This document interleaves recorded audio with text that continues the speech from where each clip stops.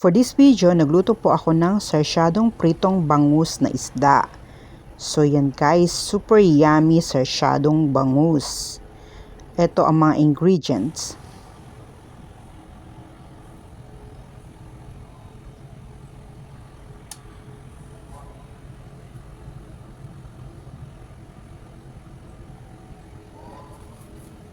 Balin, pinrito ko muna ang isda. Inintay ko lang maging brown both sides.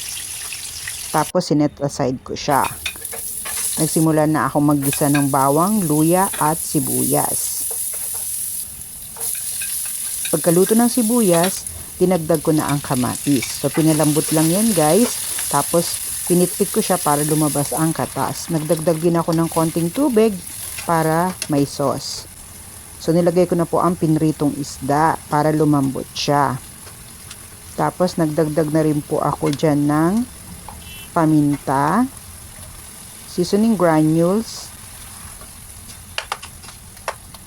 at ang patis.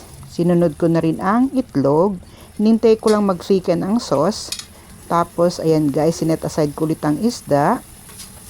Ayan, halo-halo ko lang ang itlog para magbuo. Tapos yan, tinappings ko na siya sa sinet aside ko na isda. At sinunod ko na po ang green bell pepper. Thank you for watching.